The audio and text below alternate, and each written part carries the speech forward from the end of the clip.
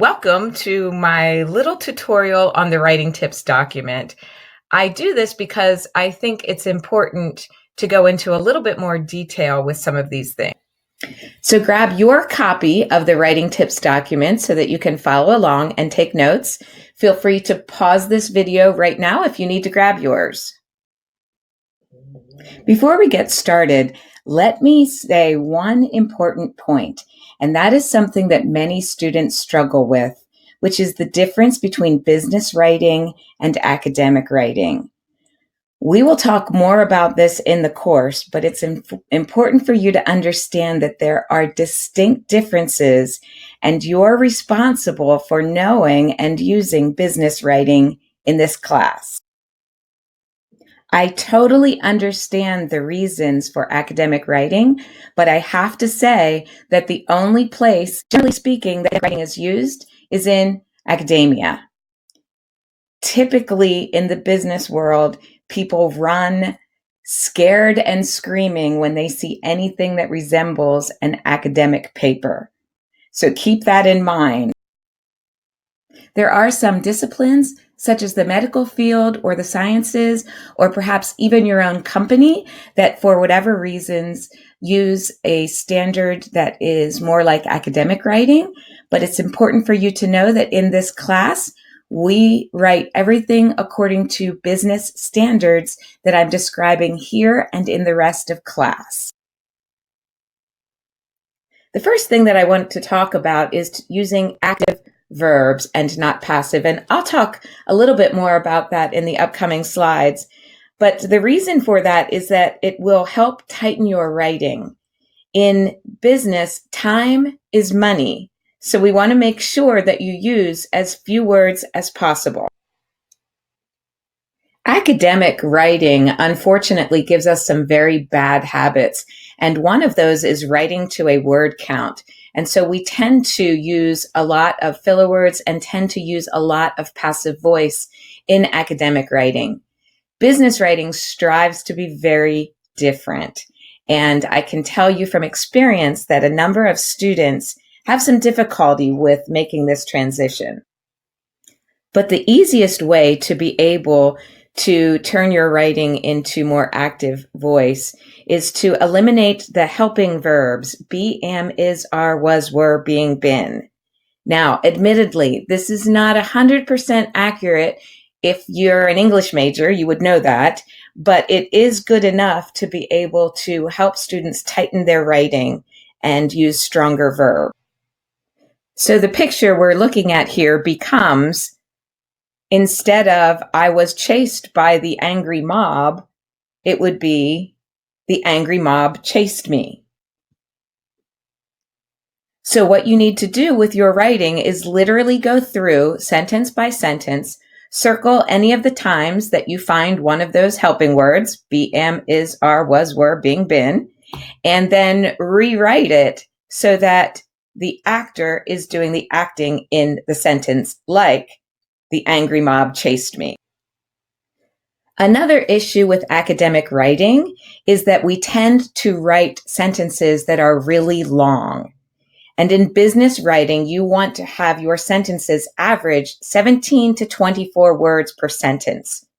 You never want to have a sentence longer than 25 words, or I promise you, you will lose your reader. Alternatively, you can have short sentences in business writing. You can have sentences that are only even 2 words. That is very appropriate in business writing, and you can do that periodically just to create a mix, a variety for your reader that won't lull them to sleep. Here's where it's a good time to stop and talk about the difference between short and concise. Don't confuse these terms in talking about the number of words that you need to get a particular idea across with the length of a document. Documents come in all shapes and sizes. Some are very short and some are very long.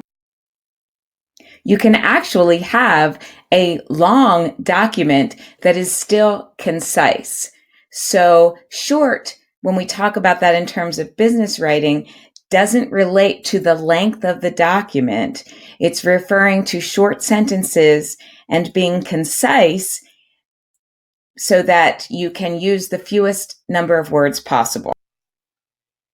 Along those same lines, we also generally create these long paragraphs in academic writing. And really, sometimes that can even have a whole page can be a paragraph. Again, in business writing, the shorter, the better. The concept that I really like to share here is called chunking. Think about phone numbers, social security numbers, credit card numbers. They're all done in chunks so that you can remember them more easily. And business writing is exactly the same. You want to learn how to chunk your information so that your reader can easily digest and understand it. And short paragraphs are part of that. So you want to make sure that you average 2 to 4 sentences per paragraph, and maybe even more importantly, no more than 10 lines of text. And before we leave the concept of paragraphs, let me also tell you that generally speaking, business writing has paragraphs that are single spaced with double spacing in between. It's not double spaced as in an academic paper. Also, when you consider chunking, you must think about how you are going to visually organize that document so that, again, it will be chunked and your reader can easily skim it to digest everything that you need them to know or understand. So it's always a good thing to use tables. I like to use tables, especially when numbers and dates are involved. Also, you want to make sure that you use bullets when you have lists of information. Now, when I say use bullets, sometimes people tend to over bullet. You don't want to use an extraordinary amount of bullets in your document. You want to just put them in key places, particularly where you might have had a lengthy sentence because it included a list of items. That would be a good place to use bullets. Bullets come with some other rules too. First of all, you need to make sure that they're in parallel structure. That means if the first bullet is a full sentence, everything should be a full sentence. If it starts with an ing verb, everything should start with an ing verb. If it has a period at the end, everything should have a period at the end. That's parallel structure. Also, when using bullets, don't let them stand on their own. Make sure that you always have a lead-in sentence. So it says, the following, we discuss the following items, colon, and then your list. And finally, with bullets, always use the actual bullets, and you have a variety of them that you can choose in a Word document. Try to avoid numbers unless there is an implied order. So if you use numbers, it means that those bullets cannot be taken out of that order. You also want to use headings and subheadings, again, back to that chunking principle. And I highly recommend that you look at styles in Word and use the styles guide as a guideline within your documents.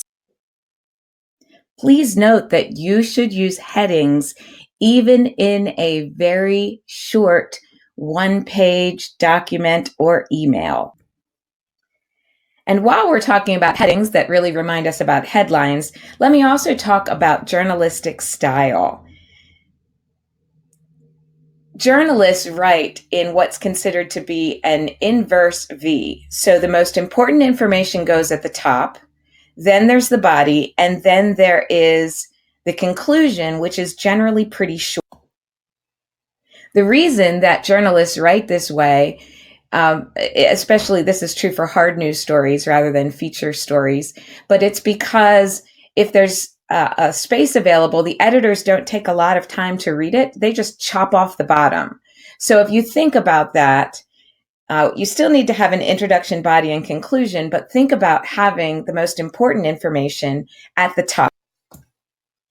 And having the most important information at the top leads us into the next concept, which is bluff, bottom line up front. Your first sentence or two should tell us exactly what the document is about, what your conclusion is, etc.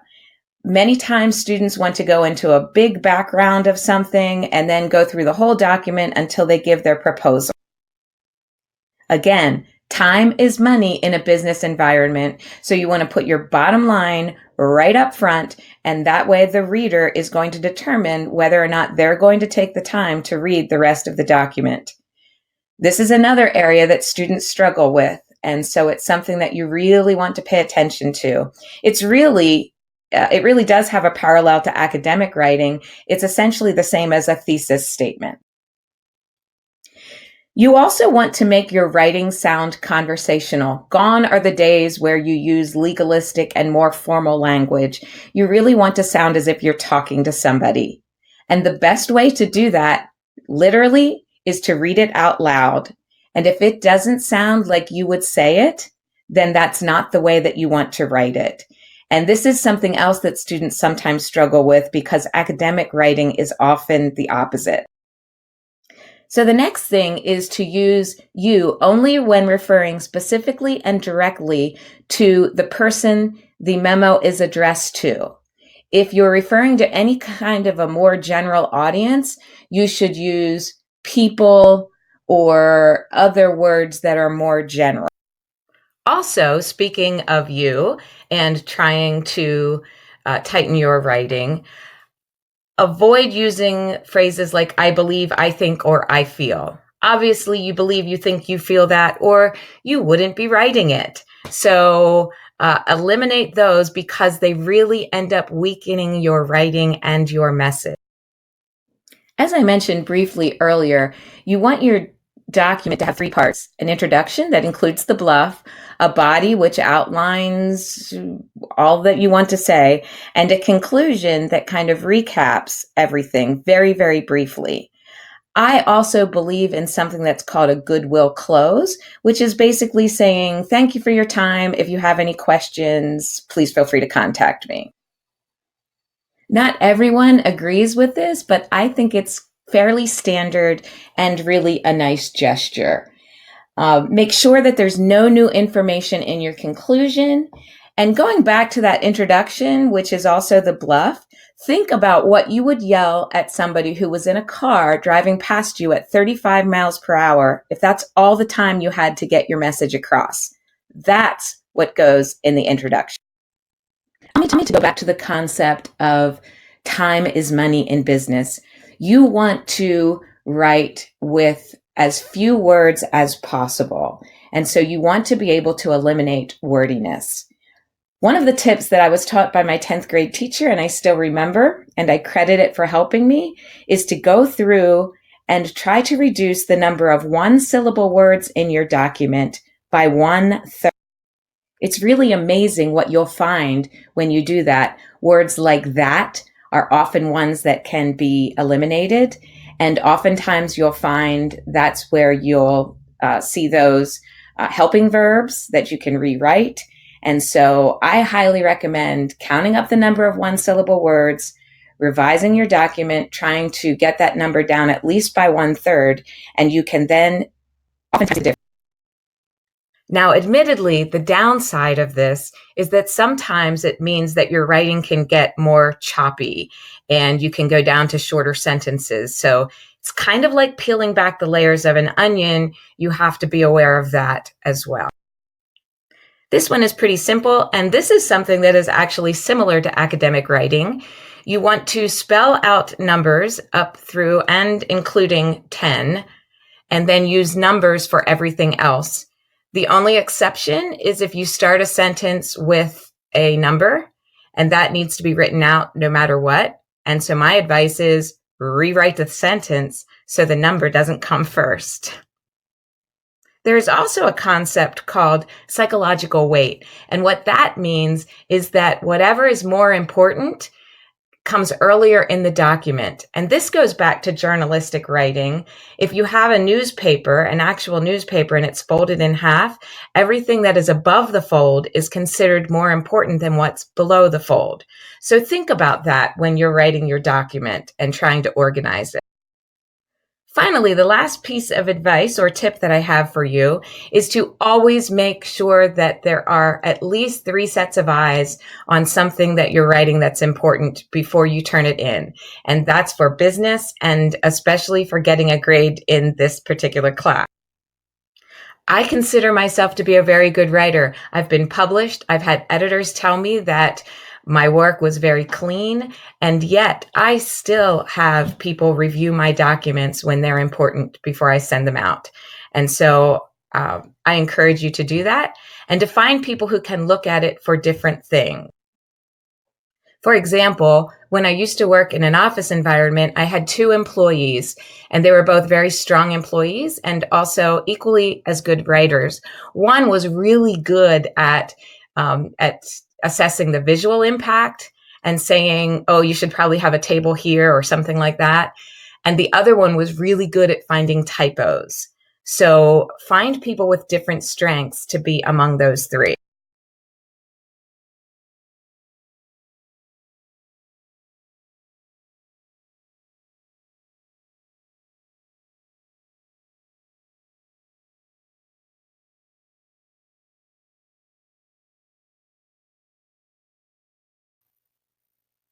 And just one more thing before we go that isn't included on the writing tips document, and that is that you may ask me to review your documents as long as you abide by 3 rules. The first is to ask me specific questions, to give me at least 48 hours turnaround time, and then to also not expect me to do a general edit. When you ask me specific questions, I don't mean what else can I do to get an A? I mean anything that we covered in this writing document. For example, how's my paragraph length? How's my active voice? What do you think of this information in a table, et cetera, et cetera. And as far as the editing, I think it's only fair that I'll only take a piece of your work and give you feedback on that, not do a full edit of your document. So that's it. Those are the writing tips, and hope that this short little video gave you a little bit more insight into the writing tips. But as always, feel free to contact me if you have any questions or need anything else.